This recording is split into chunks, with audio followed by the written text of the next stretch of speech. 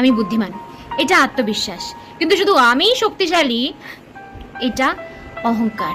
কখনো কাউকে ছোট ভাবা উচিত না, কারণ 5 টাকার পেন দিয়েও 5 কোটি টাকার চেক লেখা হয়। কখন কে কিভাবে তোমার কাজে আসবে, ইউ নেভার নো। আর আজকের জন্য এতটুকু জ্ঞানই যথেষ্ট, কারণ কাউকে অতটুকুই জ্ঞান দেওয়া উচিত যতটা সে নিতে পারে। কারণ বালতি যখন ভরে যায়, তারপরে যদি নল চালিয়ে রাখো, তাহলে কি হবে? জল ওয়েস্ট হবে, তাই না?